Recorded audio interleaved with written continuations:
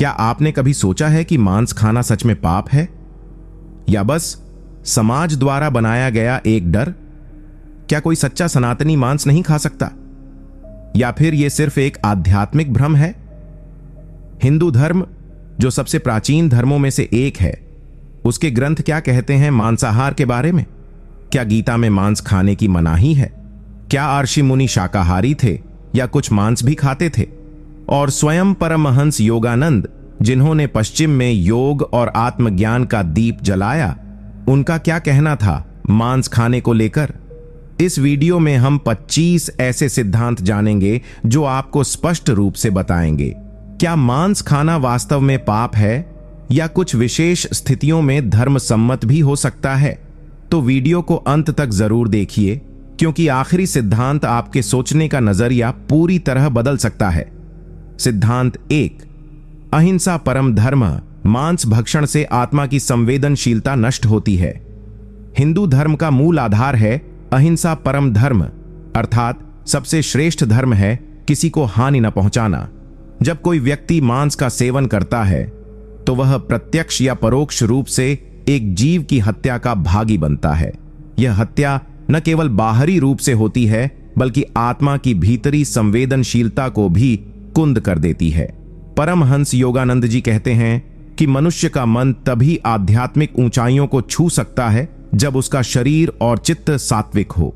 मांस भक्षण शरीर में तामसिक ऊर्जा को बढ़ाता है, जिससे क्रोध, आलस्य और वासना जैसी नकारात्मक प्रवृत्तियां जन्म लेती हैं। ध्यान की स्थिति में टिके रहने के लिए मन की निर्मलता आवश्यक है, और मांसाहार उस निर्मलता को धूमिल कर देता है। योगानंद जी स्पष्ट कहते हैं, यदि तुम आत्मा की आवाज सुनना चाहते हो तो पहले अपने आहार को शुद्ध करो। इसलिए मांस भक्षण केवल एक स्वाद की बात नहीं, बल्कि आत्मा के पतन की ओर पहला कदम हो सकता है। सिद्धांत 2, जो खाता है वही बनता है। आहार हमारे विचारों और संस्कारों को गढ़ता है। हिंदू दर्शन में यह गहराई से स्वीकार किया गया है कि जैसा आहार वैसा विचार।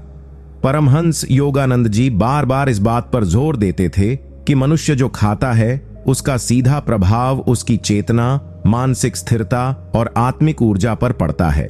मांस जो हिंसा, पीड़ा और भय से उत्पन्न होता है, उसमें वही ऊर्जा समाहित रहती है। जब हम उस भोजन को अपने शरीर में ग्रहण करते हैं तो वह ऊर्जा हमारे चित्त में प्रवेश कर जाती है। धीरे धीरे व्यक्ति की सहानुभूति कम होने लगती है, करुणा समाप्त होने लगती है और उसका मन स्थूल विचारों में उलझ जाता है। योगानंद जी ने पश्चिम में हजारों शिष्यों को सिखाया कि ध्यान और आत्मज्ञान की राह पर चलने वाला व्यक्ति यदि सात्विक भोजन न अपनाए तो उसकी चेतना कभी उच्चतम स्तर पर नहीं पहुंच सकती। इसलिए शुद्ध और अहिंसक आहार केवल शरीर के लिए नहीं, आत्मा की उन्नति के लिए भी अनिवार्य है। सिद्धांत 3, हिंसा का कर्मफल अवश्य भोगना पड़ता है, चाहे वह प्रत्यक्ष हो या अप्रत्यक्ष। हिंदू धर्म में कर्म का सिद्धांत अटल और अविचल है। जो जैसा करता है वैसा ही फल पाता है। यदि कोई व्यक्ति किसी जीव की हत्या करता है तो वह तो सीधा हिंसा का भागी है, लेकिन यदि कोई मांस खा रहा है तो वह उस हत्या को प्रोत्साहित कर रहा है, और धर्मशास्त्रों के अनुसार वह भी उसी पाप का भागी बनता है। परमहंस योगानंद जी स्पष्ट कहते हैं कि ब्रह्मांड के नियम बड़े गहरे और सूक्ष्म हैं। वह केवल इस बात को नहीं देखते कि तुम्हारे हाथ से क्या हुआ, बल्कि यह भी देखते हैं कि तुम्हारी इच्छाओं, वासनाओं और विकल्पों से कौन सा कार्य संपन्न हुआ। जब कोई जीव मरता है तो उसका भय, पीड़ा और छटपटाहट उस मांस में बस जाती है। जो व्यक्ति उस मांस को खाता है वह उस ऊर्जा को आत्मसात करता है और उस हिंसा के कर्मफल का हिस्सा बनता है। योगानंद जी कहते हैं, प्रेम, करुणा और अहिंसा ही वह सेतु हैं जो आत्मा को ईश्वर तक पहुंचाते हैं। मांसाहार उस सेतु को तोड़ देता है। इसलिए मांस खाना केवल भोजन नहीं, एक कर्म है, और हर कर्म का फल निश्चित है। सिद्धांत 4, सच्चा योगी कभी मांस नहीं खाता। आत्मा की जागृति के लिए आहार का शुद्ध होना अनिवार्य है। परमहंस योगानंद जी के अनुसार जो व्यक्ति आत्मज्ञान की ओर बढ़ना चाहता है उसे सबसे पहले अपने शरीर और चित्त को शुद्ध करना होता है, और इसकी शुरुआत होती है भोजन से। योग एक साधना है जो केवल आसनों या ध्यान तक सीमित नहीं, बल्कि पूरे जीवन शैली का शुद्धिकरण है। मांस, जो हिंसा और मृत्यु से उत्पन्न होता है, उस ऊर्जा को अपने भीतर लेने का मतलब है आत्मा को बोझिल बनाना।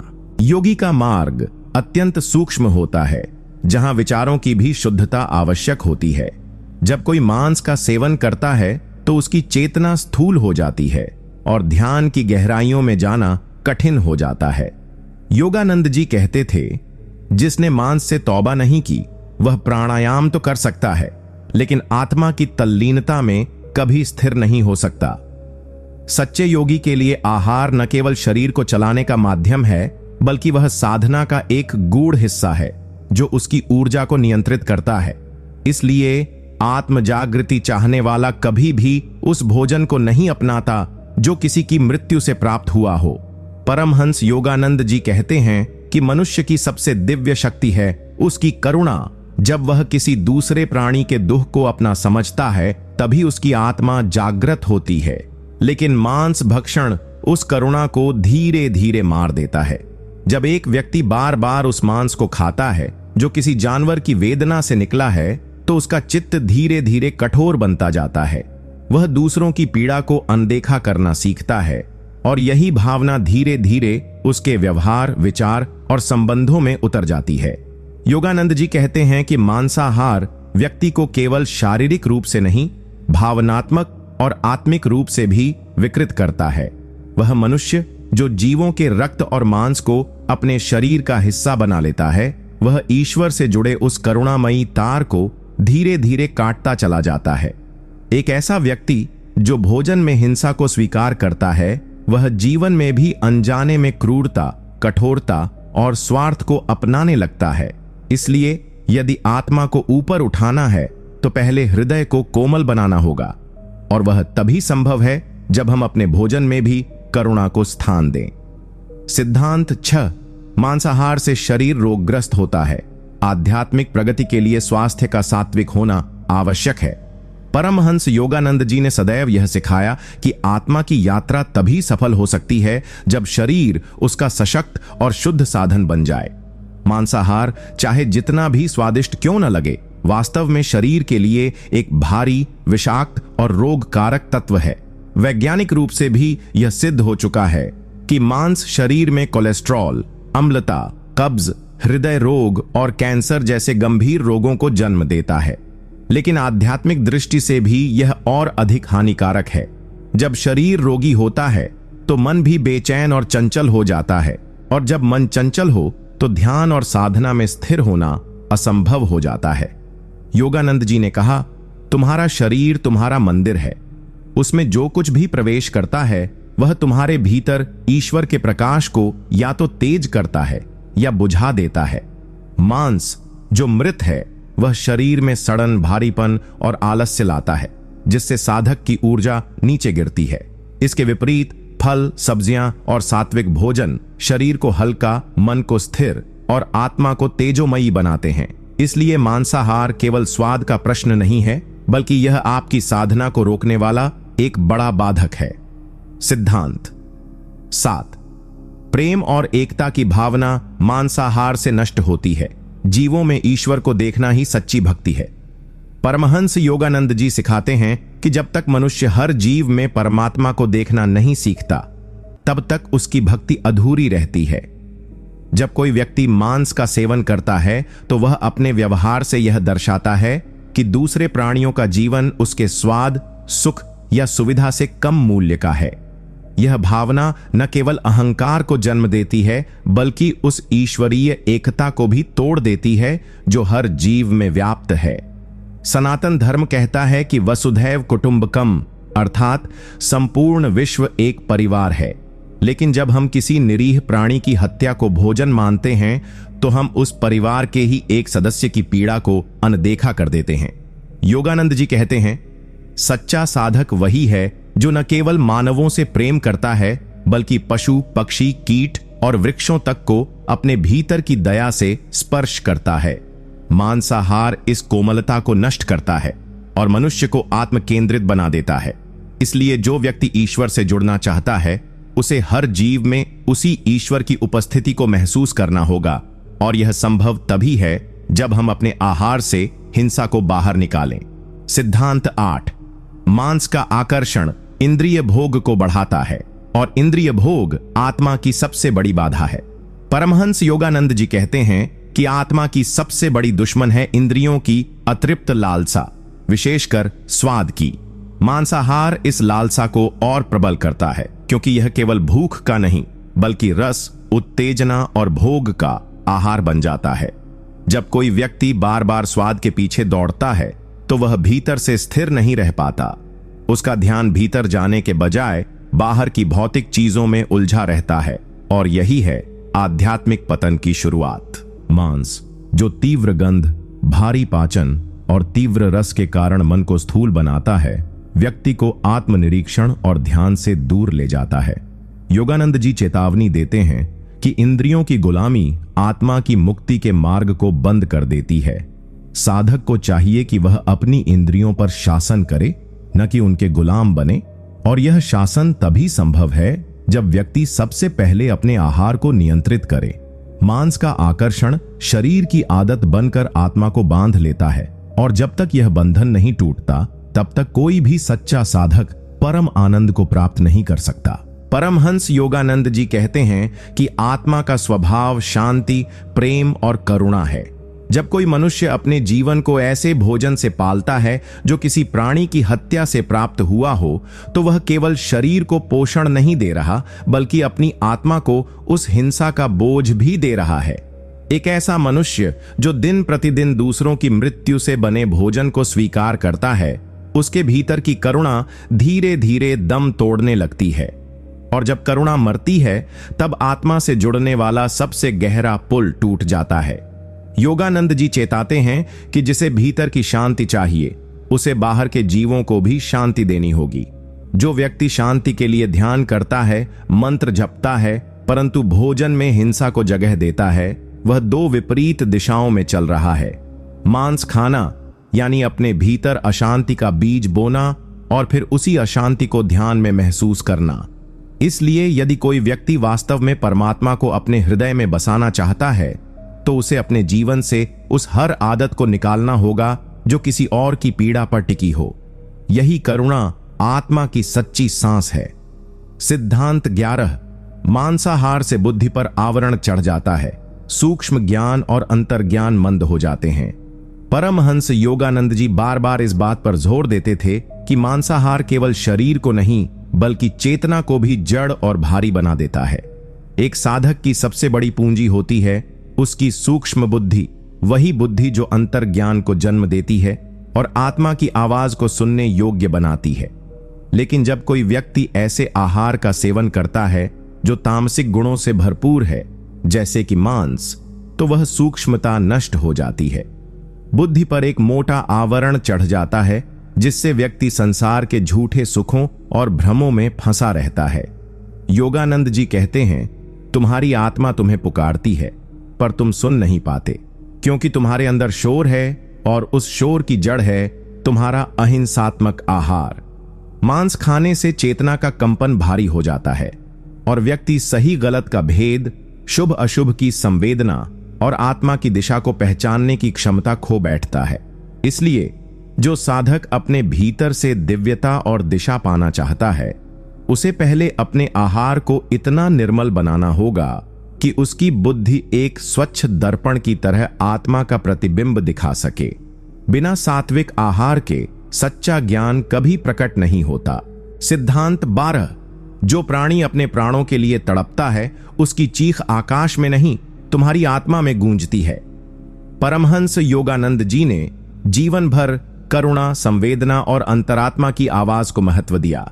वे कहते हैं कि हर जीव में ईश्वर की झलक है, चाहे वह मनुष्य हो या पशु। जब कोई जीव मारा जाता है तो उसकी तड़प, उसकी चीखें केवल बाहरी दुनिया में नहीं गूंजती, बल्कि वह ऊर्जा हमारे सूक्ष्म शरीर में प्रवेश कर जाती है यदि हम उसका मांस अपने भोजन में स्वीकार करते हैं। यह केवल एक स्वाद नहीं बल्कि पीड़ा का अनुभव है जिसे हम अनजाने में अपनी आत्मा पर थोप देते हैं। योगानंद जी स्पष्ट कहते हैं, साधक की आत्मा जितनी शांत और निर्मल होगी उतना ही वह ईश्वर की निकटता में रहेगा। लेकिन यदि वह अपने भोजन में किसी की हत्या की स्मृति को जीवित रखता है तो उसकी चेतना भटकती रहेगी। मांस खाना केवल एक कृत्य नहीं, वह हर दिन आत्मा के भीतर एक ऐसी कंपन को जन्म देता है जो ध्यान, भक्ति और आत्म साक्षात्कार को बाधित करता है। जो व्यक्ति यह सोचकर मांस खाता है कि उसे इसका कुछ असर नहीं पड़ता, वह उस आत्मिक द्वार को स्वयं बंद कर रहा होता है जिससे ईश्वर का प्रकाश प्रवेश करता है। इसीलिए योगानंद जी कहते हैं, हर जीव की चीख को सुनो, क्योंकि वह तुम्हारे ही भीतर की चेतना को पुकार रही है। सिद्धांत 13, ईश्वर से जुड़ाव के लिए शरीर को मंदिर बनाओ, शमशान नहीं। परमहंस योगानंद जी कहते हैं कि मानव शरीर एक दिव्य यंत्र है, एक मंदिर है जहां आत्मा और परमात्मा का मिलन संभव होता है। लेकिन जब हम अपने इस पवित्र शरीर में ऐसे पदार्थों को प्रवेश देते हैं जो किसी की मृत्यु से जुड़े हैं, तो हम उस मंदिर को अपवित्र कर देते हैं। मांस चाहे किसी भी रूप में हो, वह किसी की जली हुई आशा, तड़प और मृत ऊर्जा का बोझ लेकर आता है। ऐसा भोजन शरीर को शुद्ध नहीं करता, बल्कि उसे शमशान के समान बना देता है, जहां जीवन नहीं, केवल मृत्यु का कंपन बसता है। योगानंद जी ने कहा था, जो साधक अपने शरीर को ईश्वर का वासस्थल समझता है, वह उसमें ऐसा कुछ नहीं डालता जो उसे अंधकार में डुबो दे। जब हम सात्विक आहार अपनाते हैं तो हमारा शरीर तेजस्वी, मन स्थिर और आत्मा प्रबुद्ध होती है। लेकिन जब हम मृत प्राणियों का शरीर खाते हैं तो वह मांस केवल हमारे अंगों का हिस्सा नहीं बनता, वह हमारे विचारों को भी विषैला बना देता है। इसलिए यदि तुम ईश्वर को अपने भीतर महसूस करना चाहते हो तो अपने शरीर को ऐसा पवित्र बनाओ कि वह ध्यान और दिव्यता के योग्य बन सके, न कि ऐसा कि उसमें मृत्यु की स्मृति जीवित रहे। सिद्धांत 14, मांसाहार मनुष्य को पशुता की ओर ले जाता है और पशुता आत्मिक विकास की उलटी दिशा है। परमहंस योगानंद जी कहते हैं कि मनुष्य का जन्म केवल जीवित रहने के लिए नहीं हुआ, बल्कि आत्मा के पूर्ण विस्तार और ईश्वर की अनुभूति के लिए हुआ है। लेकिन जब मनुष्य अपने आहार में मांस को स्थान देता है तो वह धीरे धीरे उन्हीं पशु प्रवृत्तियों की ओर लौटने लगता है जिनसे वह लाखों योनियों की यात्रा करके ऊपर उठा था। मांस, जो हिंसा, रक्त और मृत्यु से जुड़ा है, उसे खाने से मनुष्य के भीतर दया, विवेक और संयम जैसी दिव्य शक्तियां क्षीण होने लगती हैं। वह फिर से क्रोध, काम, लोभ, भय और वर्चस्व की उसी पशु मानसिकता की ओर झुकने लगता है जिससे निकलकर उसे मनुष्यत्व मिला था। योगानंद जी स्पष्ट करते हैं कि मनुष्यता का तात्पर्य है चेतना का विकास, और चेतना का विकास तभी संभव है जब हम स्वयं को उन आदतों से मुक्त करें जो हमें नीचे खींचती हैं। मांसाहार मनुष्य की चेतना को स्थूल बनाकर उसकी आध्यात्मिक उड़ान को रोक देता है। जिस तरह एक पक्षी लोहे की जंजीर से बंधकर उड़ नहीं सकता, वैसे ही मांस खाने वाला साधक कभी ऊंचे ध्यान में स्थिर नहीं हो सकता। इसलिए यदि तुम वास्तव में ऊपर उठना चाहते हो तो उस आदत को छोड़ो जो तुम्हें वापस पशुता की ओर ले जाती है। सिद्धांत 15, जैसा अन्न वैसा मन। मांसाहार से साधक का मन चंचल, भारी और अस्थिर हो जाता है। परमहंस योगानंद जी के अनुसार साधना की सबसे पहली आवश्यकता है मन की स्थिरता। लेकिन यह स्थिरता तभी संभव है जब मन शांत, निर्मल और सात्विक हो। हमारे आर्ष मुनियों ने सदियों पहले कह दिया था, अन्नम ब्रह्म, अन्न ही ब्रह्म है, क्योंकि वही हमारे मन और भावनाओं को गढ़ता है। जब हम ऐसा भोजन करते हैं जो हिंसा, रक्त और मृत्यु से उत्पन्न हुआ है, जैसे मांस, तो वह हमारे चित्त में भी वही अशांति, भय और चंचलता भर देता है। मांसाहारी व्यक्ति ध्यान में बैठते ही बेचैनी, विचारों की भीड़ और थकावट महसूस करता है, क्योंकि उसके भीतर की ऊर्जा अशुद्ध और तामसिक होती है। योगानंद जी ने स्पष्ट कहा, मनुष्य का आहार उसकी आत्मिक यात्रा की दिशा तय करता है। तामसिक आहार उसे भटकाता है, सात्विक आहार उसे परमात्मा की ओर खींचता है। मांस का सेवन मन की तरंगों को स्थिर करने के बजाय उन्हें विक्षिप्त और भारी बना देता है। साधक जो ध्यान में गहराई चाहता है, उसे पहले अपने अन्न को उस स्तर तक पवित्र करना होगा जहां से मन शांति की लहरों में उतर सके। इसलिए यदि तुम ईश्वर के समीप बैठना चाहते हो तो पहले अपने थाल से वह तत्व हटा दो जो तुम्हारे भीतर की दिव्यता को दूषित करता है। सिद्धांत 16। जिस दिन तुमने खुद को दोष देना बंद कर दिया उसी दिन ईश्वर ने तुम्हें माफ कर दिया। परमहंस योगानंद जी बार बार यह बात कहते हैं कि आत्मा कभी पापी नहीं होती, केवल अहंकार और भ्रम की परतें उस पर चढ़ जाती हैं। जब इंसान खुद को बार बार दोषी मानता है तो वह अपनी चेतना को नीचे गिराता है और ईश्वर से दूरी बना लेता है। योगानंद जी कहते हैं कि ईश्वर एक करुणामय पिता की तरह है जो अपने बच्चे के गिरने से क्रोधित नहीं होता बल्कि उसे उठाने के लिए तत्पर रहता है। लेकिन जब बच्चा खुद को ही गिरा हुआ मानने लगे और अपने ही अपराध बोध में डूब जाए तो वह उस हाथ को देख ही नहीं पाता जो उसे उठाने के लिए बढ़ा हुआ है। आत्मिक विकास में सबसे बड़ी बाधा गिल्ट है। यह हमें वर्तमान से काट देती है और आत्मा की चेतना को कुंद बना देती है। योगानंद जी समझाते हैं कि ईश्वर से क्षमा मांगने का सबसे बड़ा तरीका यह है कि हम खुद को क्षमा करें, खुद को स्वीकार करें और आगे बढ़ें। जब तुम अपने भीतर यह कह पाते हो, मैं ईश्वर की संतान हूं, मैं त्रुटियों से बड़ा हूं, तभी तुम्हारी आत्मा उड़ने लगती है। खुद को सुधारो, लेकिन खुद से घृणा मत करो, क्योंकि जैसे ही तुमने खुद को प्रेम करना सीखा, ईश्वर के द्वार अपने आप खुल जाते हैं। सिद्धांत 17। जिसे अपने विचारों पर नियंत्रण नहीं, वह अपने भाग्य पर भी नियंत्रण नहीं पा सकता। परमहंस योगानंद जी कहते हैं कि हमारी सोच ही हमारे भाग्य का बीज है। हम जैसा सोचते हैं वैसा ही धीरे धीरे हमारा जीवन बनता जाता है। विचार कोई तात्कालिक घटना नहीं है, यह एक सूक्ष्म ऊर्जा है जो हमारे चारों ओर एक आभा मंडल बनाती है और ठीक उसी प्रकार की परिस्थितियों को आकर्षित करती है। यदि आपके विचार नकारात्मक हैं, डर से भरे हुए हैं, तो वही डरपूर्ण घटनाएं आपकी ओर खींचती हैं। और यदि आपके विचार सशक्त, प्रेमपूर्ण और साहसी हैं, तो ब्रह्मांड आपके सामने वैसे ही अवसर प्रस्तुत करता है। योगानंद जी ने स्वयं ध्यान और क्रिया योग के माध्यम से विचारों को नियंत्रित करना सीखा और यही अपने शिष्यों को सिखाया। वे कहते थे, मन को जीतना आत्मा की सत्ता को प्रकट करने की पहली सीढ़ी है। अगर तुम अपने मन को अनुशासित कर सको तो कोई भी परिस्थिति, कोई भी दुर्भाग्य तुम्हें झुका नहीं सकता, क्योंकि जिस दिन तुम अपने विचारों के स्वामी बन गए उसी दिन तुम अपने भविष्य के निर्माता भी बन गए। मन को अगर दिशाहीन छोड़ दिया जाए तो यह तुम्हें नीचे खींच ले जाएगा, लेकिन अगर उसे ध्यान, सत्संग और संयम से साध लिया जाए तो वही मन तुम्हारा सबसे बड़ा मित्र बन सकता है। सिद्धांत 18। भीतर की दुनिया को शांत किए बिना बाहर की दुनिया में सच्ची शांति संभव नहीं। परमहंस योगानंद जी कहते हैं कि जब तक मन के भीतर तूफान है तब तक बाहर कितना भी सुख साधन हो, मन को संतोष नहीं मिलेगा। बहुत से लोग सोचते हैं कि जब पैसा आएगा, जब रिश्ते सुधरेंगे, जब जीवन स्थिर होगा, तब जाकर वे खुश होंगे। लेकिन योगानंद जी स्पष्ट कहते हैं कि बाहरी परिस्थितियां कभी भी स्थायी सुख नहीं दे सकती, क्योंकि वे निरंतर बदलती रहती हैं। असली शांति उस अंतरयात्रा में छुपी है जहां आत्मा और परमात्मा का मिलन होता है। जब हम ध्यान में बैठते हैं और अपनी चेतना को बाहरी जगत से खींचकर अंदर की ओर मोड़ते हैं, तभी हम उस आनंद को छूते हैं जो संसार से परे है। योगानंद जी कहते थे कि यह दुनिया एक चलचित्र की भांति है जो असली नहीं, केवल प्रतीति मात्र है। असली दुनिया वह है जो हमारे भीतर है, जो सदा एक सी शांत चिरस्थायी है।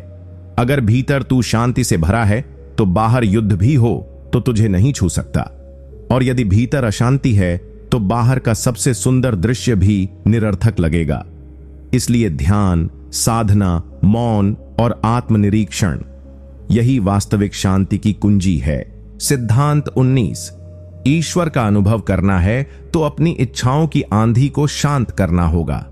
परमहंस योगानंद जी बार बार कहते थे कि जब तक मन हजारों इच्छाओं से भरता रहेगा तब तक आत्मा की आवाज दबती रहेगी। इच्छाएं हमारे मन को बार बार संसार की ओर खींच ले जाती हैं, कभी पैसे की, कभी संबंधों की, कभी मान सम्मान की, कभी वासना की, और हर इच्छा अपने साथ एक बेचैनी लेकर आती है। जब तक पूरी ना हो तब तक तनाव, और पूरी हो जाए तो फिर नई इच्छा। यह चक्र कभी खत्म नहीं होता। योगानंद जी कहते हैं कि यह इच्छाओं की दौड़ आत्मा को भूलने की यात्रा है। अगर तुम सच में ईश्वर को अनुभव करना चाहते हो तो पहले मन को रोकना सीखो। इच्छाओं की जगह जब समर्पण आएगा, जब तू कहेगा, हे प्रभु बस वही दो जो मुझे आत्मा के पथ पर आगे बढ़ाए, तभी भीतर की गहराई में प्रवेश शुरू होगा। ध्यान, जाप और मौन से जब मन की हलचल कम होती है, तभी ईश्वर की उपस्थिति महसूस होती है। आत्मा को वही जान सकता है जो मन की इच्छाओं से ऊपर उठ गया है। योगानंद जी ने अपने जीवन में भी बहुत से भौतिक सुख त्यागे ताकि वे उस परम आनंद को पा सकें जो केवल निर्मल इच्छा रहित चित्त में ही उतरता है। यही सच्चा योग है, जहां इच्छाओं की लहरें शांत हों और केवल प्रभु का नाद भीतर गूंजता रहे। सिद्धांत 20। जब तक ध्यान अनिवार्य नहीं बनता, तब तक आत्मिक जीवन अधूरा रहता है। परमहंस योगानंद जी मानते थे कि ध्यान कोई विकल्प नहीं है, यह आत्मा का श्वास है। जैसे शरीर के लिए सांस जरूरी है, वैसे ही आत्मा के लिए ध्यान जरूरी है। बहुत से लोग सोचते हैं कि कभी कभार ध्यान कर लेना काफी है, लेकिन योगानंद जी कहते थे कि जब तक ध्यान जीवन का केंद्र नहीं बनता, तब तक आत्मिक उन्नति अधूरी रहेगी। ध्यान से मन के विकार समाप्त होते हैं, आत्मा की आवाज स्पष्ट होती है और ईश्वर का अनुभव साक्षात रूप लेता है। योगानंद जी ने क्रिया योग को इसीलिए विश्व को दिया, क्योंकि वह आत्मा को ईश्वर से जोड़ने की सबसे सीधी और शक्तिशाली विधि है। ध्यान से केवल शांति नहीं मिलती, बल्कि आत्मा की दिव्यता का दरवाजा खुलता है। ध्यान एक अभ्यास नहीं, एक प्रेम है। प्रभु से मिलने की तड़प का मार्ग है। जब ध्यान तुम्हारे लिए उतना ही जरूरी हो जाए जितना कि खाना, पानी या नींद, तब समझो कि तुम सचमुच आत्मा के मार्ग पर चल रहे हो। योगानंद जी स्वयं प्रतिदिन घंटों ध्यान करते थे और उन्होंने अपने शिष्यों से भी यही अपेक्षा की कि वे ध्यान को सर्वोपरि रखें। ध्यान से ही मन वश में आता है, विकार गलते हैं और आत्मा प्रभु में विलीन होती है। जब ध्यान कोई आदत नहीं बल्कि जीवन का आधार बन जाए, तब प्रभु की कृपा स्वतः बरसने लगती है। सिद्धांत 21। दुख से भागो मत, उसे ईश्वर की ओर जाने की सीढ़ी बनाओ। परमहंस योगानंद जी का यह गूढ़ सिद्धांत बहुत ही गहरे अर्थ रखता है। वे कहते थे कि जीवन में जो भी दुख आता है, वह आत्मा को जगाने के लिए आता है। दुख कोई शाप नहीं, बल्कि प्रभु का संकेत है कि अब समय है भीतर लौटने का। बहुत से लोग दुख आने पर ईश्वर को कोसते हैं या जीवन से भागने लगते हैं, पर योगानंद जी सिखाते हैं कि जिस क्षण तुम दुख को एक अवसर की तरह देखना शुरू करते हो, उसी क्षण वह तुम्हारे भीतर प्रकाश उत्पन्न करता है। उन्होंने कहा कि जब जीवन आसान होता है तब व्यक्ति सोया रहता है, लेकिन जब पीड़ा आती है तब आत्मा पुकारती है, प्रभु मुझे बचाओ। यही पुकार ध्यान, प्रार्थना और भक्ति की सच्ची शुरुआत होती है। दुख हमें झूठे अहंकार को तोड़ने, माया से मुक्त करने और ईश्वर की गोद में लौटने का मार्ग दिखाता है। योगानंद जी ने स्वयं अनेक कष्टों का सामना कर हंसते हुए कहा था कि जब तुम दुख में मुस्कुरा सकते हो, तब जानो कि तुम्हारी आत्मा प्रभु से मिलन के निकट है। उन्होंने हमें सिखाया कि दुख से डरना नहीं है, बल्कि उसे ध्यान और भक्ति से रूपांतरित करना है। हर आंसू, हर चोट, हर असफलता तुम्हें भगवान तक पहुंचाने वाली सीढ़ी है, अगर तुम उस मार्ग पर चलना चुनो। सिद्धांत 22। ईश्वर से सच्चा संबंध वही है जो स्वार्थ रहित प्रेम पर टिका हो। परमहंस योगानंद जी बार बार कहते थे कि सच्चा प्रेम वही है जिसमें कोई शर्त न हो, कोई स्वार्थ न हो, और यही नियम ईश्वर से संबंध बनाने में सबसे अधिक महत्वपूर्ण होता है। बहुत से लोग ईश्वर की पूजा करते हैं, जाप करते हैं, मंदिरों में जाते हैं, लेकिन भीतर से केवल तभी जब कोई समस्या आती है या कोई इच्छा अधूरी रहती है। योगानंद जी ने ऐसे प्रेम को व्यापारिक प्रेम कहा है, जिसमें भक्त कहता है, प्रभु मुझे यह दो तो मैं आपकी पूजा करूंगा। लेकिन ऐसा प्रेम परमात्मा को नहीं छूता। उन्होंने सिखाया कि ईश्वर को प्रेम करो वैसे ही जैसे मां अपने बच्चे को करती है, बिना किसी अपेक्षा के, केवल उसकी उपस्थिति में आनंद लेकर। जब प्रेम शुद्ध होता है, जब आप ईश्वर से कुछ मांगने नहीं बल्कि केवल उसका सानिध्य पाने के लिए भीतर उतरते हो, तभी आत्मा और परमात्मा का सच्चा मिलन होता है। योगानंद जी कहते थे कि ईश्वर को कोई भौतिक वस्तु नहीं चाहिए, उसे केवल तुम्हारा हृदय चाहिए, पूर्ण समर्पण के साथ। उन्होंने कहा कि अगर तुम हर दिन प्रभु से यही कह सको कि हे प्रभु, मैं आपसे कुछ नहीं चाहता, बस आप चाहिए, तो जानो कि तुम आत्मज्ञान के सबसे निकट पहुंच चुके हो। यह प्रेम, यह समर्पण, यह संबंध जब बन जाता है, तब जीवन में कोई दुख, कोई असुरक्षा, कोई भय शेष नहीं रहता। केवल परम शांति और स्थायी आनंद बचता है। सिद्धांत 23। मन को जीतना ही सच्ची आध्यात्मिक विजय है। परमहंस योगानंद जी ने जीवन भर यह सिखाया कि बाहरी संसार में चाहे कितनी भी सफलताएं क्यों न मिल जाएं, यदि इंसान अपने ही मन का मालिक नहीं बन पाया तो वह अधूरा ही रहेगा। मन ही वो मैदान है जहां हर दिन युद्ध चलता है, इच्छाओं का, क्रोध का, मोह का, भय का। और जो व्यक्ति इस युद्ध में अपने मन को वश में कर लेता है, वही सच्चा विजेता होता है। योगानंद जी कहते थे कि मन की चंचलता ही हमें ईश्वर से दूर रखती है। जब हम ध्यान करते हैं तो असल में हम अपने भीतर के उस तूफान को शांत करने का अभ्यास करते हैं जो हमें सच्चे आनंद से अलग करता है। मन को हर परिस्थिति में स्थिर बनाए रखना, उसे विचारों की गुलामी से मुक्त करना, यही साधना का सार है। उन्होंने कहा कि एक शांत मन ही ईश्वर का मंदिर है, जहां जब मौन गहराता है तब आत्मा की आवाज सुनाई देती है। परमहंस जी समझाते थे कि साधारण इंसान हर भावना के पीछे दौड़ता है, कभी गुस्सा, कभी लोभ, कभी लालच। लेकिन जो व्यक्ति अपने मन को नियंत्रित करना सीख लेता है, वह इन भावनाओं को एक बाहरी तमाशे की तरह देखता है, न कि उनका शिकार बनता है। योगानंद जी का यह स्पष्ट संदेश था कि जब तक मन को अपने चरणों में नहीं झुकाया, तब तक कोई भी ध्यान, कोई भी पूजा सच्चे फल नहीं देती।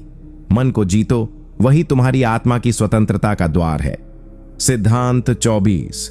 सच्चा सुख बाहरी दुनिया से नहीं, भीतर की आत्मा से आता है। परमहंस योगानंद जी हमेशा कहते थे कि हम जीवन भर जिस सुख की तलाश करते हैं, वह बाहर नहीं, बल्कि हमारे भीतर पहले से ही मौजूद है, आत्मा के रूप में। लेकिन मनुष्य की सबसे बड़ी त्रासदी यही है कि वह इस दिव्य सत्य को भूलकर संसार की क्षणिक वस्तुओं और संबंधों में सुख ढूंढता है। वह सोचता है कि एक अच्छा घर, पैसा, रिश्ते या समाज में प्रतिष्ठा उसे शांति देंगे, लेकिन जब वह सब मिल भी जाता है, तब भी अंदर एक अधूरापन, एक खालीपन बना रहता है। योगानंद जी समझाते हैं कि यह अधूरापन इसीलिए है क्योंकि आत्मा, जो अनंत आनंद और शांति का स्रोत है, उससे हमारा संबंध टूट चुका होता है। सच्चा सुख किसी घटना या व्यक्ति पर निर्भर नहीं करता। वह तो एक ऐसी अवस्था है जो तब प्रकट होती है जब मन स्थिर होता है और आत्मा की उपस्थिति को अनुभव करता है। उन्होंने जोर देकर कहा कि ध्यान, मौन और ईश्वर से प्रेमपूर्ण संबंध ही हमें इस अंतःशक्ति से जोड़ते हैं। जब इंसान आत्मा के साथ जुड़ता है, तब उसे ऐसा आनंद मिलता है जो किसी भौतिक वस्तु से नहीं मिल सकता। ऐसा आनंद जो न टूटता है, न घटता है। इसीलिए उन्होंने कहा कि ईश्वर की खोज केवल धर्म का विषय नहीं, बल्कि सच्चे सुख की खोज है। जब भीतर आनंद प्रकट होता है, तब बाहर की हर स्थिति अपने आप सुंदर लगने लगती है, क्योंकि तब हमारी दृष्टि संसार में नहीं, परमात्मा में टिक जाती है। सिद्धांत 25। अपने विचारों को नियंत्रित करो, क्योंकि वही तुम्हारा भाग्य बनाते हैं। परमहंस योगानंद जी ने गहराई से समझाया कि हमारी सोच ही हमारे जीवन की दिशा तय करती है। अगर विचार नकारात्मक, डर भरे या विक्षिप्त हैं, तो चाहे बाहरी परिस्थिति कितनी भी अनुकूल क्यों न हो, जीवन में संघर्ष और दुख बना रहेगा। उन्होंने कहा कि हर विचार एक सूक्ष्म शक्ति है, एक बीज जो धीरे धीरे कर्मों के माध्यम से फल देता है। यदि हम बार बार चिंता करते हैं, तो चिंता जीवन का हिस्सा बन जाती है। यदि हम प्रेम, करुणा और शांति के विचारों में जीते हैं, तो वह हमारी आत्मा का स्वभाव बन जाता है। योगानंद जी चेतावनी देते हैं कि अनियंत्रित विचार हमें बर्बादी की ओर ले जा सकते हैं, जबकि नियंत्रित और ऊर्जावान विचार हमें आत्मिक उन्नति और सफलता दिलाते हैं। उन्होंने ध्यान, स्वाध्याय और सत्संग को विचारों की शुद्धि का मार्ग बताया। जब मन सकारात्मक ऊर्जा से भर जाता है, तो शरीर, संबंध और भाग्य भी उसका अनुसरण करते हैं। उन्होंने कहा कि ईश्वर ने मनुष्य को एक दिव्य शक्ति दी है, विचार निर्माण की शक्ति, जिसे सही दिशा में लगाया जाए तो हम किसी भी अंधकार को प्रकाश में बदल सकते हैं। इसलिए उन्होंने हर शिष्य को यह अभ्यास करने की सलाह दी कि प्रतिदिन अपने विचारों का निरीक्षण करो, नकारात्मक को त्यागो और दिव्यता, विश्वास और प्रेम को बार बार मन में दोहराओ।